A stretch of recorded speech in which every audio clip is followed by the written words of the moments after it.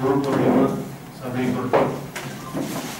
मी सर्वात प्रथम सावरकर स्मारकाच्या कार्यवाहक श्रीमती अनुराधा खोत यांना विनंती करतो की त्यांनी व्यासपीठावर येऊन बसावं। स्मारकाचे सहकार्यवाहक श्री राजेंद्र वरटकर यांनाही मी विनंती करतो त्यांनी व्यासपीठावर येऊन बसावं।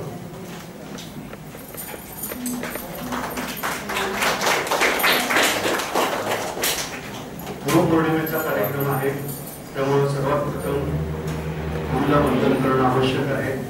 तर त्या अर्थाचा श्लोक आता इथं कलांच्या वतीने साजरा केला म्हटलं जाईल।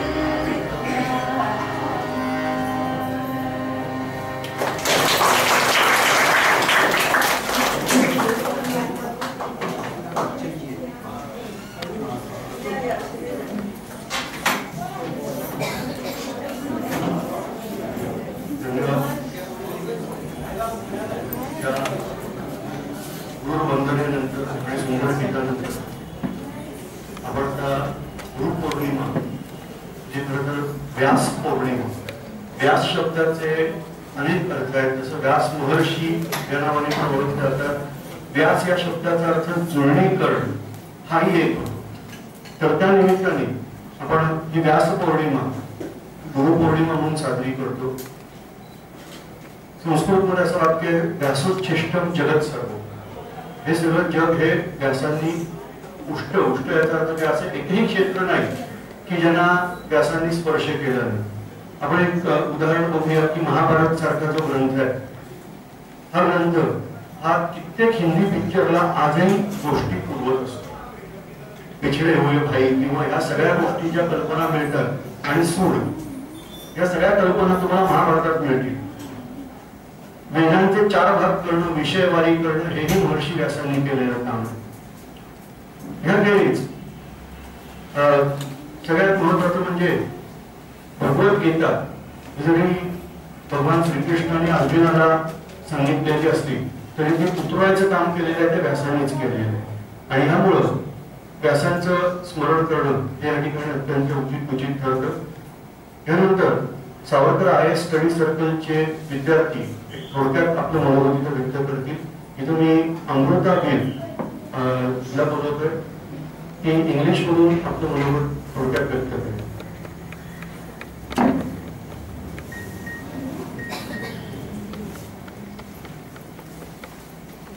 नमस्कार, माझं नाव अमृता गिल. मी आज गुरुपौर्णिमेबद्दल आपल्याला थोडंसं सांगणार आहे, पण इंग्रजी. विद्यानां नरस्य रूपम अधिकम विद्याविहीनः पश्यति. Knowledge is truly identity of a person. The relationship which is absent in all other animals but present only in humans is teacher and student, that is Guru Shishya. Because knowledge, art, experiences, these can be shared among humans only.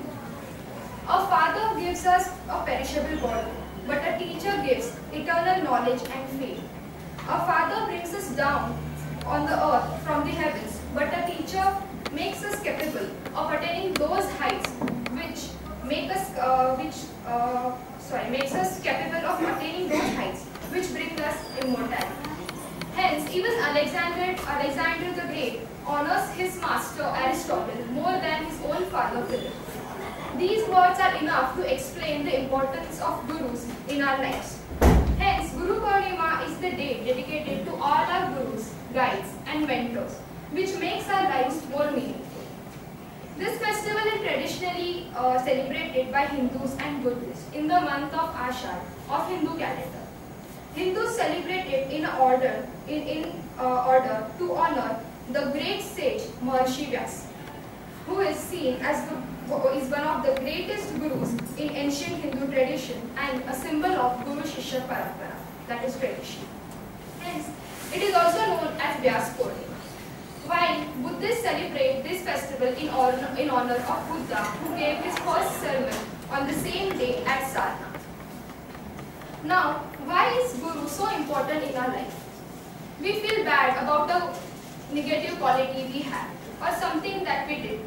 A master or guru is one who lifts all this burden on himself and makes us light by carrying all this. Offer everything to your master, your anger, your frustration, your good qualities, your bad qualities. Bad qualities pull us down and good qualities bring us arrogance and pride. So, when we offer all these things to our guru, they take it, which we cannot carry, and hence they make us light, like a flower, and we become free. Since ages, all the knowledge and wisdom have been passed on. On Guru Purnima, we express our gratitude to our Guru, to the Guru Shishya Parampara. It's the day to celebrate knowledge and love.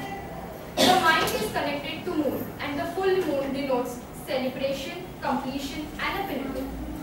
The highest desire of a Shishya is to ask for knowledge and freedom. Every single person on this earth is looking for peace, love, happiness and knowledge. Guru Purnima is a day when a disciple wakes up. More gratitude means more grace, happiness, knowledge and wisdom. On this significant day, let's repose on the vastness of our own self, review our progress, renew our goals and resolve what we want to do with our life, with our gurus. Thank you.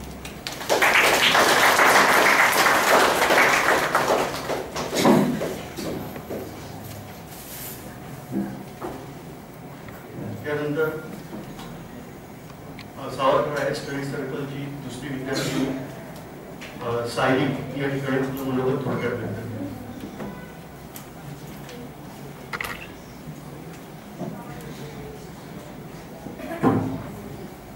नमस्कार. आज गुरुपौर्णिमेच्या या खूप चांगल्या दिवशी मी माझा मनोगत गुरुपौर्णिमेबद्दल तुम्हाला व्यक्त करणार आहे.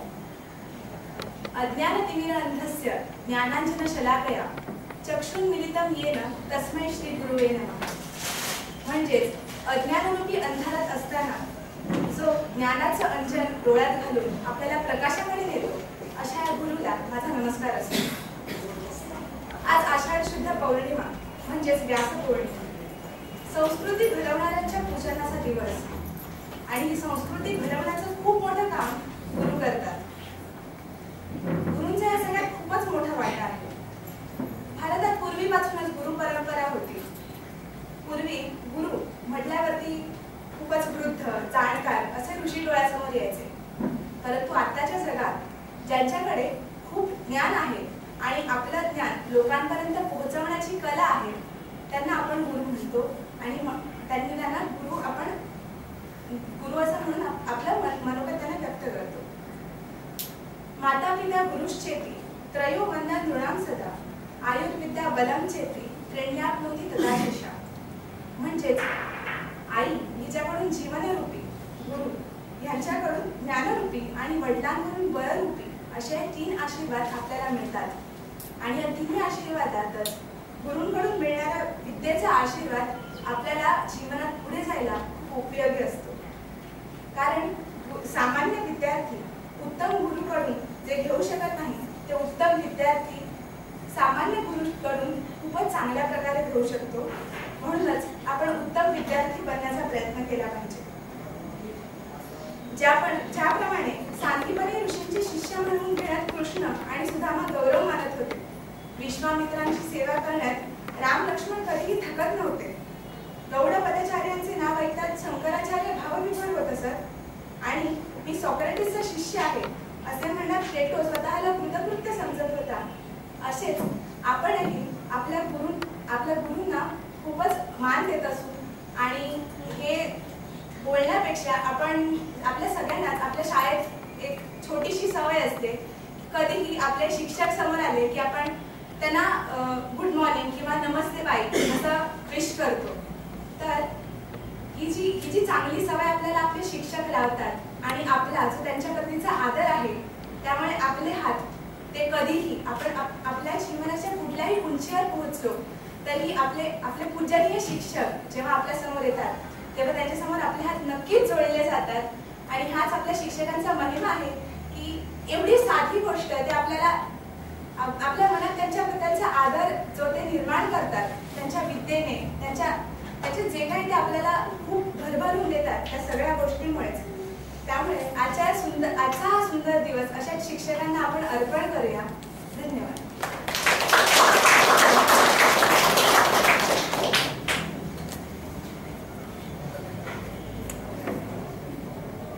अतिशय छान शब्दात दोन्ही विद्यार्थ्यांनी आपलं मनोगत व्यक्त केलेले आहे. आपण आता मुख्य विषयाकडे घेऊया. जसं गुरुपौर्णिमा म्हणजे गुरुला वंदन करणं. जसं आम्ही इथं ज्याप्रमाणे म्हणतो की स्वातंत्र्यवीर सावरकर हे आमचे गुरु. शेवटी माणूस जेव्हा मोठा होतो त्याला कुणी ना कुणी गुरु असतो.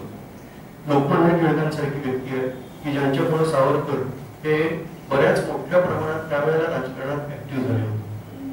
क्रांतिकार्य करणं हे एक स्वातंत्र्यवीरांचं स्वप्न होतं. आदर्श असे प्रत्येक समाजात निर्माण होत असतात. तसं छत्रपती शिवाजी महाराज सावरकरांचे हे एक आदर्श होते. तुम्हाला जर लक्षात येत असेल तर गुरु मोठा का शिष्य मोठा, तर सरळ सरळ उत्तर आहे शिष्य मोठा.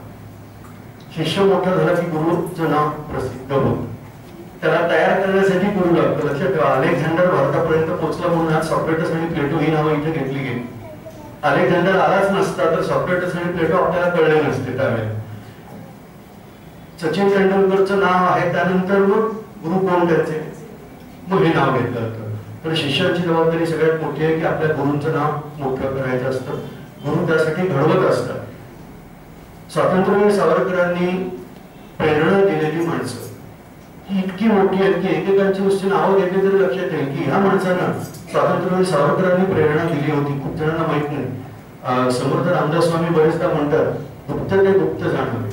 स्वातंत्र्यवीर सावरकरांच्या बाबतीमध्ये अशा बऱ्याच गोष्टी आहेत की ज्या प्रकाशातच आलेल्या नाही. त्यामुळं कित्येक मोठे लोक त्यांच्या संपर्कात आलेले होते परंतु आपल्याला माहित नाही. एक एक मोठ्या माणसांची नावं म्हणजे आपण शिष्यांची नावं आधी घेऊया, नंतर मग गुरूंकडं महती आपल्याला कळेल. यामध्ये सेनापती बापट, जे तुम्ही दादर स्टेशनवरून येताना वाटेमध्ये पुतळा बघता, आपल्याला दुर्दैव आहे की त्यांची माहिती थोडी तिथे चांगल्या रीतीने देणं आवश्यक आहे. ह्या माणसांचं नाव हे घेतलं पाहिजे. सेनापती या नावामध्येच बऱ्याच गोष्टी आलेल्या आहेत. जेव्हा क्रांतिकार्य करायचं होतं तेव्हा शत्रूच्या मनात दहशत उत्पन्न करणं हे आवश्यक होतं. आपला शत्रू इंग्रज होता आणि एक सोपं त्यावेळेचं राजकारण होतं, शत्रूचा शत्रू तो आपला मित्र. आणि दुसरी गोष्ट, आपल्याला स्वातंत्र्य मिळवण्यासाठी जे जे लोक उपयोगी पडतील त्याचे आपले मित्र. या ठिकाणी अभिनव भारतच्याच प्रयत्नांनी रशियन क्रांतिकारकांचा संपर्क हा फ्रान्समध्ये सेनापती बापटांबरोबर झाला. प्रेरणास्थान नक्कीच सावरकर होते. आणि मग तिथून धोन म्हणजे बॉम्ब, हे बॉम्ब बनवायची विद्या ही हस्तगत केली गेली. यानंतर इंडिया हाऊस या नावाचं एक केंद्र श्यामजी कृष्ण वर्मा पंडित ही त्यांची पदवी आहे, त्यांनी चालू केलं होतं इंग्लंडमध्ये. तिथं हे बॉम्ब बनवायचे प्रयोग झाले आणि यानंतर ही बॉम्बची विद्या भारतामध्ये आणली गेली. भारतीय सशस्त्र क्रांतिकारकांच्या हातामध्ये हे बॉम्ब सारखं महत्वाचं आयुध हे पोहोचवण्याचं कार्य, याच्या मागचं प्रेरणास्थान हे स्वातंत्र्यवीर सावरकर आहेत. परंतु कृतीत आणणारे ज्या व्यक्ती आहेत त्यांची नावं भरपूर प्रसिद्ध झालेली आहेत. यामध्ये सेनापती बापट आहेत, त्याच्यानंतर खुदिराम बोस हे नाव माहिती असेल, तो बॉम्बचा पहिला प्रयोग केला गेला. किंग्सफोर्ड नावाच्या अधिकाऱ्याला मारण्याचा प्रयत्न बॉम्बचा वापर करून झाला. त्याच्यानंतर प्रफुल्ल कुमार चाकी हेही नाव आपल्याला माहिती असेल. स्वातंत्र्यवीर सावरकरांच्या काही भाषणांचे अंश असे आहेत ते म्हणजे, जसं पूर्वी बेटावरून लोक येऊन आम्हाला त्रास देत होते, बेट म्हणजे आयलंड, तो रावण घेत होता आणि शेवटी इथल्या लोकांना एवढा त्रास दिला गेला की प्रभू रामचंद्राने ठरवलं की लंकेत म्हणजे बेटावर घुसायचं आणि रावणाला मारायचं. ह्याचप्रमाणे मदनलाल धिंगरा या तरुणाने हे काम केलेलं आहे. ते म्हणजे कर्झन वायली नावाचा इंग्रज अधिकारी फार त्रास देत होता. विशेष करून सशस्त्र क्रांतिकारक जे पकडले जात होते त्यांना त्रास देण्याचा उपयोग हा कर्झन वायली भरपूर प्रमाणात त्याच्या प्रेरणेने होत होता. या कर्झन वायलीची व्यवस्थित रीतीने हत्या इंग्लंडमध्ये करण्यात आली. मदनलाल धिंगरा या माणसाचं नाव आहे आणि हा माणूस देशासाठी सहजगत्या फासावर गेलेला. हे क्रांतिकार्य घडवलं गेलं म्हणून इंग्रजांच्या मनामध्ये दहशत उत्पन्न झाली होती. ही दहशत उत्पन्न करणारी व्यक्ती आहे स्वातंत्र्यवीर सावरकर. ह्याच दहशतीपोटी शेवटी सावरकरांना अटक केली गेली. शत्रूच्या मनात भीती उत्पन्न केल्याशिवाय शत्रू आपल्याला सोडणार नाही. परंतु सावरकरांना अटक केली म्हणून काम संपलेलं नव्हतं. क्रांतिकारक इतर देशांमध्ये जाऊन काम करत होते. जसं लाला हरदयाळ नावाचे क्रांतिकारक आहेत ज्यांच्याच प्रेरणेने गदर मुवमेंट किंवा गदर चळवळ म्हणतात ही कॅनडाच्या भूमीवर अमेरिकेत वगैरे या ठिकाणी प्रसिद्ध झाली आणि नंतर पंजाबमध्ये मोठा उठाव करण्याचा प्रयत्न झाला. अर्थात त्यावेळेला काही कारणाने अपयशस्वी झालं. परंतु म्हणून ही माणसं लहान होत नाही. उलट या ठिकाणी लक्षात येतं की देश स्वातंत्र्य करण्यासाठी आपल्या मंडळींनी किती मोठे प्रयत्न करत गेले होते आणि या सगळ्यांचे जे गुरु आहेत ते स्वातंत्र्यवीर सावरकर या ठिकाणी आहेत.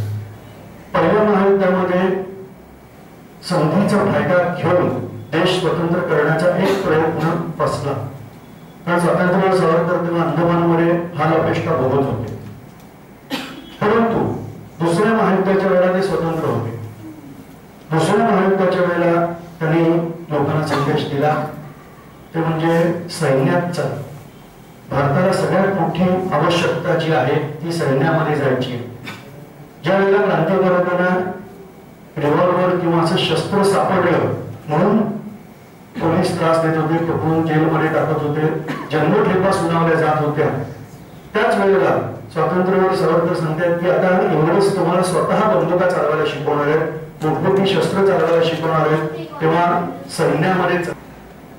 दुसऱ्या महायुद्धाच्या वेळेला सावरकरांनी संदेश दिला होता की सैन्यात बंदुका चालवायला शिका, नळी कुठच्या बाजूला वळवायची ते तुम्हाला नंतर आपोआप कळेल, पण बंदुका चालवायला शिकणं आवश्यक आहे. आणि बंदुका चालवणाऱ्यांची निष्ठा खूप असते हे कळलेलं मला. स्वातंत्र्य सावरकरांनी ज्या प्रयत्नांनी हे सगळं केलेलं आहे. आपण स्मारक म्हणजे पुतळा आहे त्याला आपली 4 फुलं वाहा, नमस्कार करा, मनोभावे नमस्कार करा असं नाहीये. त्यांनी जे संदेश दिलेले आहेत त्याप्रमाणे कृती करणं हे आपल्याला आवश्यक आहे. त्यामुळे आपण इथे एअर रायफल क्लब चालू केलेला आहे की ज्याच्यामध्ये एक तरी शस्त्र निदान एअर रायफल आपल्याला चालवायला आली पाहिजे. नळीनंतर कुठं वळवायची आपोआप कळेल. सध्या प्रॅक्टिस करून घ्या. यानंतर तुम्हाला जर माहिती असेल तर सुभाषचंद्र बोस त्यांच्या नावावर बरेच जण चुकीने म्हणतात की त्यांनी आझाद हिंद सेनेची स्थापना केली. खरं तर आझाद हिंद सेनेची स्थापना ही रासबिहारी बोसांनी केलेली आहे. आणि नंतर नेताजी म्हणजे काय लीडर, त्याचे सर्वश्रेष्ठ लीडर हे सुभाषचंद्र बोस होते. परंतु सावरकर आणि सुभाषचंद्र बोस यांच्यामध्ये काही कनेक्शन आहे याची खूप जणांना माहितीच नसते. एका चुकीच्या माणसाने पण अतिशय बरोबर असं काम केलेलं आहे. ते म्हणजे थोडासा इतिहास आहे. गांधीजी आणि सुभाषचंद्र बोस यांच्यात थोडासा काहीतरी वाद. आता काँग्रेस पक्ष वादावादी व्हायचीच, आजही होते, काही वेळा ती होतो. आपले क्रांतिकार भगतसिंग, राजगुरू आणि सुखदेव यांची फाशी हे टाळणं शक्य होतं असं बऱ्याच जणांना वाटतं. त्यासाठी महात्मा गांधींनी शब्द टाकणं व्हाईसरॉयना हे आवश्यक होतं. परंतु महात्मा गांधींनी विनंती वजा वाक्य वापरलं की तुम्हाला शक्य आहेत का. आणि त्यावेळेचा जो व्हाईसरॉय होता त्याने थोडक्यात सांगितलं की हे माझ्या हाताबाहेरच, हरकत नाही, मी प्रयत्न केला असं तुम्ही सांगा असं गांधीजींनी सांगितलं. बरं, म्हणजे जर गांधीजींनी गळ घातली असती की याशिवाय मी गांधी आयोजन करारावरती स्वाक्षरी करणार नाही तर कदाचित शक्य होतं. अर्थात भगतसिंगांची तशी अपेक्षा नव्हती, कारण क्रांतिकारकांनी गांधीजींना विचारून केलेलं नव्हतं. परंतु त्यांनी असं काही मोठं काम केलं नव्हतं की त्यांना फासावर लटकवावं. केवळ असेंब्लीमध्ये बॉम्ब टाकला होता ज्याच्यामध्ये माणसं पण मारली नव्हती, फक्त सरकारला आवाज ऐकू जायला पाहिजे एवढा आवाज केला होता. आणि ह्यासाठी फाशी देणं योग्य नव्हतं. परंतु या ठिकाणी ती फाशी झालेली आहे. आणि कराचीमध्ये काँग्रेसचं अधिवेशन भरलेलं होतं ज्याच्यामध्ये गांधीजींना काळे झेंडे दाखवण्यात आले. म्हणजे गांधीजींना काँग्रेसमध्ये होणारा विरोध हा 47-48 सालाचा नाही, 30 सालीच काँग्रेसमध्ये गांधीजींना काळे झेंडे दाखवण्यात आले. आणि यानंतर शेवटी विरोध एवढा वाढला की 34 साली गांधीजींनी सगळ्या पदांचा राजीनामा देऊन टाकला, काँग्रेसने सदस्यत्व सोडून दिले. नंतरच्या काळात सुभाषचंद्र बोस हे काँग्रेसचे अध्यक्ष झाले आणि मग अंतर्गत कलहामध्ये त्यांना बरोबर कॉर्नरिंग करण्यात आलं आणि शेवटी काँग्रेसमधून बाहेर काढले. त्यावेळेला हिंदू मुसलमान प्रश्न हा एकदम ऐरणीवर आला होता. आणि अशा वेळेला सुभाष बाबू ह्या प्रश्नाची तोड लागते का हे बघायला मुंबईत आले. देशविघातक असे लोक पण मुंबईत राहत होते. तुम्हाला जर कल्पना असेल तर देश तोडण्याची भाषा करणारे लोक हे मुंबई प्रांतात सगळ्यात जास्ती होते. किंबहुना 1937च्या निवडणुकांमध्ये मुस्लिम लीगला 50% जास्ती जागा मुंबई प्रांतात मिळाल्या होत्या. पंजाबमध्ये 1 जागा फक्त मिळाली होती, जो पाकिस्तान म्हणजे अजूनही पाकिस्तानी प्रवृत्ती इथं राहतात आणि त्याचा हा पुरावा. आणि मग ह्याच पाकिस्तानी प्रवृत्तीचे जनक बॅरिस्टर जिना ज्यांचे आजोबा हिंदू होते पण धर्मांतर म्हणजे राष्ट्रांतर कसं करतो ते बघा. हा एक आपल्याकडूनचा सिद्धांत. हे बॅरिस्टर जिनांना सुभाषचंद्र बोसांनी भेट मागितली. तुम्ही काय म्हणून येता असं विचारलं. हिंदूंचे प्रतिनिधी म्हणून येता सावरकरांना बोलवलं पाहिजे, कारण त्यावेळेला हिंदू महासभा ही सावरकर त्याचे अध्यक्ष होते. आणि मग शेवटी सुभाषबाबू सावरकरांना भेटायला आले आणि इथून त्यांचं जीवन पलटलं. आणि हाच माणूस की जो कुठल्या तरी एका जुलमी ब्रिटिश अधिकाऱ्याच्या पुतळ्याविरुद्ध आंदोलन करत होता, तोच माणूस थेट रशिया मार्गे जर्मनीत जाऊन पोहोचला. त्यांनी आपली मंडळी हिटलरला मंजुरात शिव्या घातल्या. पण ह्या प्रकरणामध्ये सुभाषबाबूंची हिटलरची भेट हे मात्र व्यवस्थित वर्णन केलं जातं. अर्थात आपल्या गोड गैरसमज आहे की इंग्लिश ही जागतिक भाषा आहे आणि आपण इंग्लिशमध्ये बोलल्याशिवाय मुख्य होत नाही, किंबहुना इंग्लिश जरी अन्य भाषात बोललं म्हणजे आपल्याला कमीपणाचं असं वाटतं. परंतु जर्मनांना असं वाटत नाही. जर्मनांना त्यांची भाषाच मोठी वाटते आणि जर्मनांचं जे इंग्लंडशी युद्ध चालू होतं त्या इंग्लंडच्या भाषेत सुभाषबाबू हिटलरशी बोललेलं चालणार नव्हतं.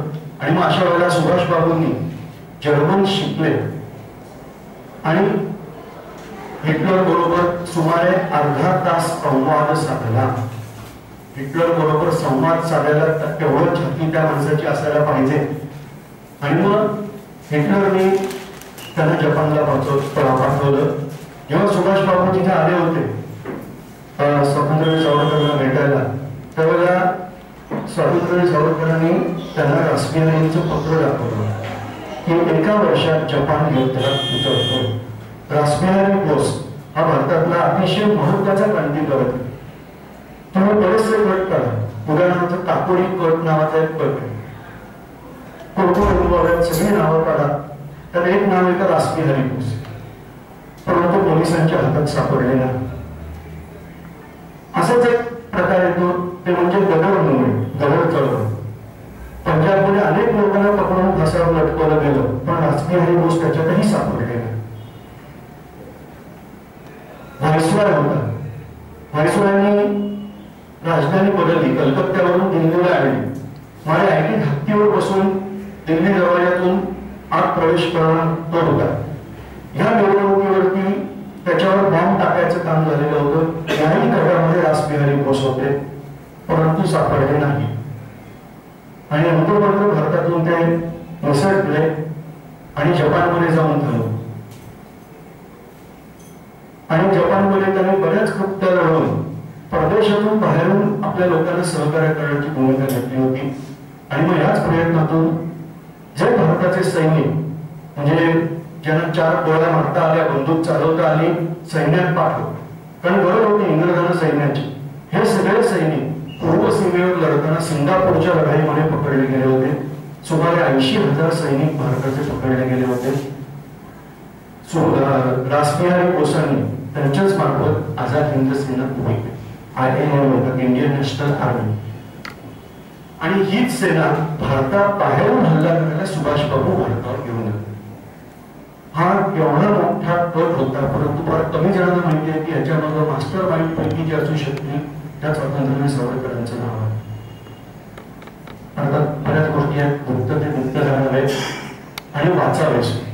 तर आपल्याला पुस्तकं आपल्याकडे उपलब्ध आहेत. आपल्या इथे सुंदर वाचनालय, संदर्भ ग्रंथालय म्हणतात, तर याच्यामध्ये अशी विविध पुस्तकं आपल्याकडे उपलब्ध आहेत. तुम्ही वेगवेगळी पुस्तकं वाचा, पण सगळ्याच पुस्तकातून सगळी माहिती मिळत नाही. त्यामुळं वेगवेगळ्या लेखकांनी लिहिलेली या संदर्भातली पुस्तकं वाचा आणि मग लक्षात येईल की आपण ज्या वास्तूमध्ये येऊन बसलेलो आहोत ही वास्तू कुणाचं स्मारक आहे आणि तत्वज्ञान काय आहे. हिंदू महासभा हे सावरकरांनी अतिशय योग्य त्यावेळेला घेतलेला निर्णय होता. ते म्हणजे हिंदू महासभेच्या माध्यमातून हिंदूंना एकत्रित करायचं. दुर्दैवाने त्यावेळेला लोकांना हा संदेश पटला नाही. लोकांना शेवटी काँग्रेस महत्वाची वाटली. त्यावेळेला जो सिंध प्रांत आहे, पंजाब प्रांत आहे, सावरकरांनी प्रचार दौरे काढले. प्रकृती साथ देत नसताना सुद्धा त्यांनी प्रचार दौरे काढले. काँग्रेसला मत म्हणजे फाळणीला मत या प्रकारे प्रचार केला गेला. परंतु लोकांनी मतदान नाही केले, काँग्रेसलाच मतदान केलं. फळही त्यांना भोगावी लागली. फाळणीचे दिवस नावाचं पुस्तक आहे, त्याच्यामध्ये तुम्हाला सगळी वर्णनं वाचायला मिळतील. किंबहुना आजकाल बऱ्याचशा चित्रपटांमध्ये सुद्धा ही वर्णनं केलेली आहेत. तुम्ही बघू शकता त्यावेळेला एक्झॅक्टली काय होतं. जुने पुराणी गाणी पण आहेत. एक प्रसिद्ध गाणं देख तेरे संसार की हालत क्या हो गई भगवान, या गाण्यामध्ये सुद्धा पाळणीची दृश्य दाखवली. फार भयानक सगळा प्रकार आहे. हे सगळं का झालं? आमच्या गुरूंचं ऐकलं नाही. जर समस्त हिंदू समाज हिंदू महासभेच्या मागे उभा राहिला असता तर पाकिस्तान होणं शक्य नव्हतं. आजही आम्ही मानतो ते म्हणजे आमच्या देशाचे जे तुकडे झालेले आहेत हे आम्हाला मान्य नाही. 1935च्या करारानुसार देशाची पहिली फाळणी झाली. त्याच्यामध्ये ब्रह्मदेश म्हणजे आजचा म्यानमार आणि श्रीलंका हे भारतापासून वेगळे केले गेले. इथे हिंदू मुसलमान असा काही प्रश्न नव्हता, परंतु ते वेगळे केले गेले. 1947 साली पूर्व पाकिस्तान आणि पश्चिम पाकिस्तान आपल्यातून वेगळे केले गेले. आमचं लक्ष आहे ते म्हणजे अखंड भारत करायचं. तुम्ही स्मारकाचं विवरण नेत्यावरती सावरकरांचा पुतळा आहे, त्याच्या मागं मोठा नकाशा आहे. तो बघितला तरी लक्षात येईल की पाकिस्तान, ब्रह्मदेश, बांगलादेश, श्रीलंका यासहित अखंड भारत हे करणं हे सावरकरांचं लक्ष आहे. आणि सावरकर सांगतात ते म्हणजे सिंधू नदीला परत एकदा मुक्त करायचं. सिंधू सुक्त असं बोलतात. सिंधू नदी ज्या नदीवरून, नदीच्या नावावरून हिंदू हा शब्द आलेला आहे, ही नदी आज हिंदुस्थानात नाही की पाकिस्तानात नाही. ऑन मॅप आपण सांगतो 700-750 किलोमीटर काहीतरी सिंधू नदी भारतात आहे, पण प्रत्यक्षात 10-12 किलोमीटरच्या आसपासच तिचा परिसर आपल्या हातात आहे. बाकी संपूर्ण सिंधू नदी एका बाजूला चीन आणि दुसऱ्या बाजूला पाकिस्तान त्यांच्याकडे. मध्यंतरी न्यायालयाने सुद्धा काहीतरी केलेलं आहे. जसं एकाने सांगितलं होतं की आपल्या गीतामध्ये पंजाब सिंध गुजरात मराठा किंवा पंजाब सिंधू गुजरात मराठा म्हणतो, तर त्यांनी सांगितलं खूपच वेळ वाया घालवू नका असं याचिकाकर्त्याला म्हटलेलं होतं. परंतु आपण जी नद्यांची नावं घेतो त्याच्यामध्ये सिंधूचं नाव असतं. तुम्ही जेव्हा केव्हा श्लोक ऐकत असाल, पूजा विधी किंवा अन्य काही विधी असतात त्याच्यामध्ये सिंधूचं नाव आपण घेतो. आणि ही सिंधू हे आपल्याकडे नाही. हे दुःख खूप मोठं आहे. त्यामुळे सावरकर सांगतात त्याप्रमाणे परत सिंधूला आपल्या देशात आणायचं. आणि हे अन्य कोणाला नाही जमलं तरी महाराष्ट्र करू शकतो. महाराष्ट्र हा देशाचा खडग हस्त झाला पाहिजे. आर्मीमध्ये आपले लोक गेले पाहिजे. आम्ही त्यासाठी मार्गदर्शन करतो. आणि विद्यार्थी तुमच्या समोर बोलत होती, तिला आर्मीत जायची इच्छा आहे, मुली आर्मीत जाऊ शकतात. ओके नावाची परीक्षा अधिकारी पदावरती डायरेक्टली जाऊ शकतात. अर्थात त्यासाठी अभ्यास आणि चित्त या दोन्ही गोष्टी पाहिजेत. तर तुम्हाला स्वप्न मोठं आहे, अखंड भारत करायचं आहे. त्यासाठी सैन्यात महाराष्ट्रातून लोक जाणं आवश्यक आहे. महाराष्ट्र हा देशाचा खडगहस्त झाला पाहिजे. खडग म्हणजे तलवार. आता तलवारीच्या ऐवजी बंदुकामुळे किंवा आणखी नवीन शस्त्रमुळे आपण हे झालं पाहिजे. आणि महाराष्ट्राने हे एकदा करून दाखवलेलं आहे. पण बरेचदा आपल्याकडे पद्धत असते पूर्वीचा रेकॉर्ड बघायचा. ठीक आहे, रेकॉर्ड बघायचं तर आमचा पूर्वीचाही रेकॉर्ड बघा आहे ना. राघव भंडारी किंवा रघुनाथराव पेशवा या माणसाने अब्दालीचा पाठलाग करत दिल्ली घेतली, पुढे पंजाबमध्ये घुसला, लाहोरच्या राजवाड्यामध्ये दिवाळी साजरी केली. इतकी वर्ष तिथे दिवाळी साजरी झाली नव्हती. जवळजवळ हजारो वर्षांनी लाहोरच्या राजवाड्यामध्ये दिवाळी साजरी केली गेली. आणि यानंतर मराठ्यांच्या सैन्याने सिंधू नदी ओलांडली. अटकेवर झेंडे हा जो एक शब्द प्रयोग आहे तो म्हणजे अटक नदी आणि अटक शहर हे मराठ्यांनी जिंकून घेतलं होतं. हेच सिंधू मराठी परत मुक्त करू शकतात असा सावरकरांना विश्वास वाटतो. आपण हा विश्वास सार्थ ठरवायचा आहेच. त्यासाठी प्रयत्न करायचे, राजकीय प्रयत्न पण आवश्यक आहे. पण खूप असं होतं की सैनिक पराक्रम करू शकतात, परंतु आमच्या राजकारण्यांमध्ये जिद्द नसते. हा सगळ्यात मोठा प्रॉब्लेम आमच्याकडचा होतो की बलशाली सैन्य आणि कुचकामी राजकारण. त्यामुळे बरेचसे प्रश्न झालेले आहेत निर्माण. तर त्यामुळे राजनीतीमध्ये सुद्धा आपण जाणं आवश्यक आहे. Your most welcome. आम्ही त्यासाठी वर्ग चालवतो. IAS अधिकारी घडवणे ते इथं आहेत. तर तुम्ही या सगळ्यांचा उपयोग करावा आणि आपण मनात पहिली जिद्द बाळगली पाहिजे की अखंड भारत नवे करणार आहे. या ठिकाणी मी माझं भाषण संपवणार आहे आणि समारोप आम्ही स्मारकाच्या कार्यावर विनोदी आनंदला भाऊ यांना मी करायला सांगतो. परंतु त्याआधी आपल्या गुरुला वंदना करायची आहे. ती एक घोषणा देऊन बंद खोलीत पण जोरदार आवाज येतो. बंद खोलीत जरा आवाज जोरदार येतो. घोषणा जोरात द्यायची आहे. मी अखंड भारत म्हणणार आहे. तुम्ही करके रहेंगे म्हणून. अखंड भारत, अखंड भारत, जय हिंद.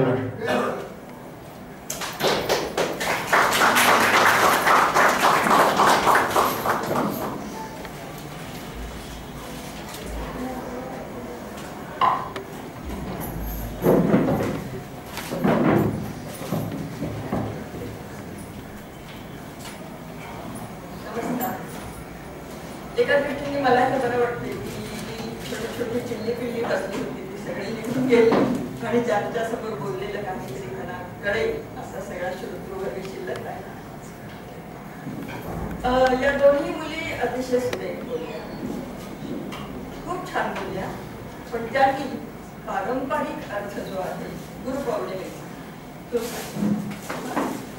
गुरुचं महत्व वगैरे त्यावेळेस मला सारखं असं काहीतरी मन असं माझं हे करत होतं आणि ते असं आहे की आपलं हे जे स्मारक आहे, ही जी संस्था आहे, एक गोष्ट आधी सगळ्यांनी पक्की लक्षात ठेवायची की हे साधं जागोजागी असतात तशा मंडळापैकी मंडळ नाही, ही साधी संस्था नाही.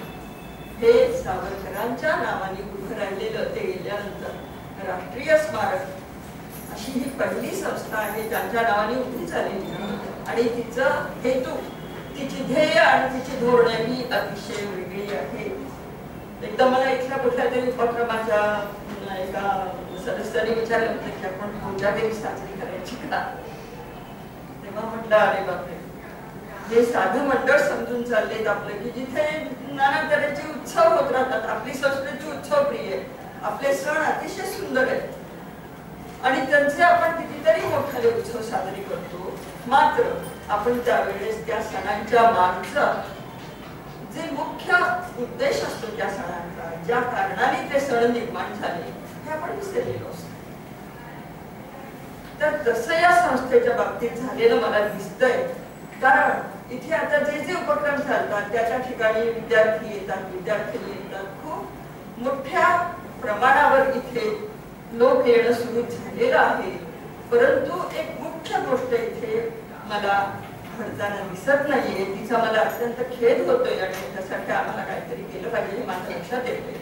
ते असं की आपलं हे साधं उत्सव साजरा करणारं मंडळ नाही, तर सावरकरांच्या नावाने उभी राहिलेली संस्था आहे आणि हिचे ध्येय मुख्य जे आहे त्याच्यामध्ये सावरकरांच्या विषयी असं म्हटलं जातं की या माणसांनी वाङ्मयाला 10वा रस दिला. 9 रस आपले साहित्यात प्रसिद्ध आहेत, तुम्हाला माहिती आहे 9 रस असतात. 10वा रस या माणसाने वाङ्मयाला दिला आणि तो हे देशभक्तीचा रस. इतकं सुंदर वाक्य हे मला वाटतं आचार्य आत्र्यांचं आहे की या माणसाने काय दिलं आपल्याला. देशप्रेम शिकवलं, देशभक्ती शिकवली, स्वाभिमान शिकवला आणि अन्याय सहन करायचं नाही तर त्याच्याबरोबर संघर्ष करायचा हे शिकवलं. हे जे एस नावाचे व्हिटॅमिन आहे ना, स्वाभिमान, स्वत्व आणि संघर्षशीलता, हे आज आपल्या हिंदू लोकांच्याकडून पूर्ण विसरलं गेलेलं आहे, त्यांच्यामधून निघून गेलेलं आहे. म्हणून आणि आपलं एखादं गोगलगाय आणि गांडूळ यांचं जसं क्रॉसब्रीड असावं, अशा तऱ्हेचा आपल्या जनतेची अवस्था का झाली आज, त्याचं कारण आपण सावरकरांना विसरलो, सावरकरांची शिकवण विसरलो. म्हणून मला हे सांगायचं की सावरकर स्मारकामध्ये गुरुपौर्णिमा ह्याचा अर्थ केवळ आपले व्यक्तिगत गुरु नाही, व्यक्तिगत गुरुचं महत्व अवश्य ते तुम्ही लक्षात ठेवा. परंतु आपल्याला इथे अभिप्रेत आहेत ते राष्ट्रगुरु आणि त्यांचं नाव आहे सावरकर. इथे येणाऱ्या प्रत्येक माणसाचा एक धागा त्याच्या मनाचा सावरकरांशी जोडलेला असलाच पाहिजे, त्याशिवाय या वास्तूत येण्यात अर्थ नाही. हे वाचलं म्हणजे इथं कोणीतरी गाणं शिकायला आलं, कोणीतरी डान्स शिकायला आलं आणि निघून गेलं, संपलं. मग त्यांच्या मनात फक्त शेवटपर्यंत हेच लक्षात राहणार आहे की इथे आम्ही डान्स शिकलो, इथे आम्ही चित्रकला शिकलो, इथे आम्ही आर्चरी शिकलो. पण मुख्य काय होतं तेच तुम्ही शिकला नाही तर उपयोग काय? तुम्हाला सावरकरांच्या बद्दल पूर्ण माहिती पाहिजे. सावरकरांचं आयुष्य हे इतकं एखाद्या महाकाव्यासारखं विशाल आहे की पूर्ण माहिती घेणं थोडंसं अवघड वाटेल तुम्हाला. पण आहेत ना, लहान चरित्र आहे, ती वाचा. इथे येणाऱ्या प्रत्येक पालकाला माझ्याविषयी हात जोडून विनंती आहे की त्यांनी स्वतः जर सावरकर चित्रपट पाहणं त्यांना जमलं नसेल तर त्यांनी इथे सीडी विकत घ्यावी आणि आपल्या घरात टीव्हीवर लावून स्वतः पाहावी आणि आपल्या मुलाबाळांना दाखवली पाहिजे. एखादा मनुष्य आपला प्रत्येक श्वास आणि आपल्या आयुष्याचा गणन उधळून देतो, देशाकरता उधळून देतो आणि आपण त्याचं काय चीज करतो, काय सार्थक करतो आहोत. प्रत्येक मुलाला सावरकरांचं आयुष्य माहिती पाहिजे, प्रत्येक पालकाला त्यांचं आयुष्य माहिती पाहिजे, प्रत्येक शिक्षकाला त्यांचं आयुष्य माहिती पाहिजे. त्याशिवाय तुम्ही काय सांगणार मुलांना? तुम्हाला जर तुमच्या देशाबद्दल स्वाभिमान वाटला नाही, तुम्ही उद्या तुमच्या मुलांना काय शिकवाल? ह्याच्याकरता तुम्हाला इतिहास वाचला पाहिजे. सावरकरांनी इतिहास ग्रंथ लिहिलेले ते तुम्ही वाचले पाहिजे. कमीत कमी एवढा करा की सावरकरांच्या जीवनावरचा चित्रपट बघा. खाण्याचे चित्रपट पाहायला आपल्याकडे वेळ असतो, आपल्याला चांगले चित्रपट नाही पाहायला. दुसरी गोष्ट, माझी जन्मठेप हे सावरकरांचं पुस्तक. हे प्रत्येक पालकांनी विकत घेऊन आपल्या घरी न्यावं. आपल्या मुलांच्या समोर रोज एक तरी पान त्याचं वाचून दाखवावं. मुलांना काहीतरी माहिती होते की किती लोक देशाच्या स्वातंत्र्याकरता किती छळ आणि हार सहन करून गेले. एवढं तरी लोकांना, मुलांना माहिती होते. मुलं जरा चांगली झाली हे ऐकून आणि वाचून तर उद्या आपला देश वाचणार आहे. आज आपला देश कशा तऱ्हेच्या लोकांच्या हातात आहे तुम्हाला माहिती आहे. आमच्या इथले जे कर्मचारी आहेत त्यांना सावरकर जास्त माहिती आहे, पण इथल्या पालकांना नाही आणि शिक्षकांना नाही आणि उपक्रम प्रमुखांना नाही, असं मी म्हणते. आणि ही खेदाची गोष्ट आहे. आजच्या गुरुपौर्णिमेच्या दिवशी आपण सगळ्यांनी एक शपथ घेतली पाहिजे, सावरकरांचं एकतरी छोटं चरित्र वाचून. माझी जन्मठेप हे पुस्तक वाचल्याशिवाय मरणार नाही अशी प्रतिज्ञा करा. प्रत्येक मराठी माणसाने माझे जन्मठेप हे वाचलंच पाहिजे. आणि सावरकरांनी जे काही आपल्याला मुख्य शिकवलंय, स्वाभिमान ठेवा. आज तुम्ही इंग्रजांना घालवून गेला आणि त्यांची भाषा डोक्यावर घेऊन तुम्ही इतके नाचता की इंग्लिश शिवाय तरुण पाहिजे असं काही नाही. आपली भाषा आधी स्वच्छ बोलता येते का आपल्याला? एक 5 वाक्य शब्दांचं वाक्य असलं तर आपण 4 शब्द इंग्लिश बोलतो, ही किती घाण्याची गोष्ट. एक इंग्लिश मनुष्य आला होता, तो चकित झाला. तो म्हणाला तुम्ही ब्रिटिशांना घालवून दिलं ना आणि तुम्ही सारखे रंजक भाषेत मजबूत करता. लाज वाटायला हवी आपल्याला.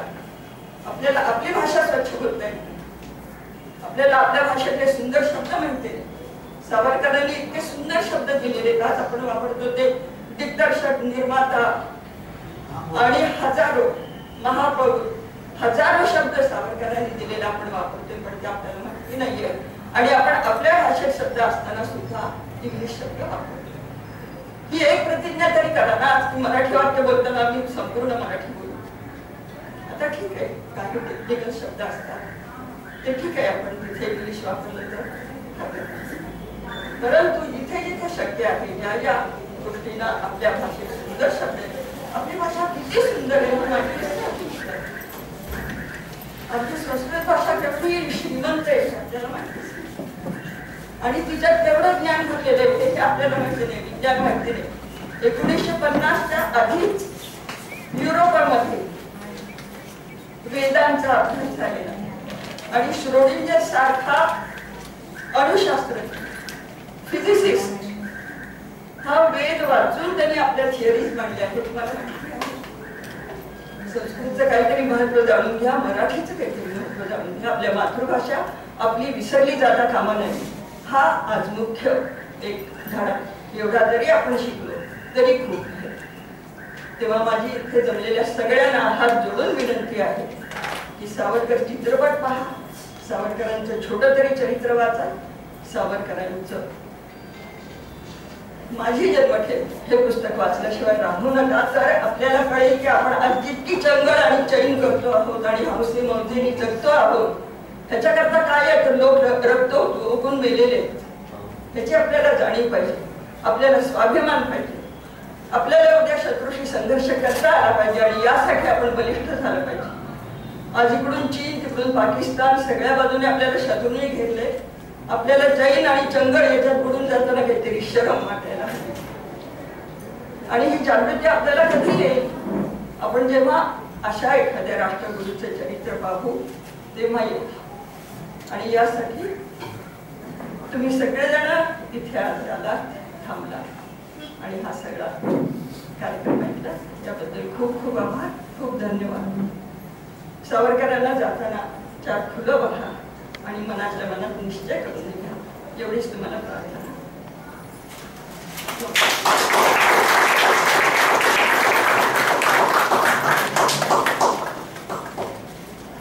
सर्वप्रथम स्मारकाचे सहकारी बाबा श्री राजेंद्र वराडकर यांना मी त्यांनी पुष्प अर्पण करावी आणि अन्य सगळ्यांना विनंती आहे की फुलं व्हावीतच. बाजूला देणगी स्वेच्छा देणगी आहे त्याची एक पेटी ठेवली तर आवश्यकतेनुसार तुम्ही त्याच्यामध्ये देणगी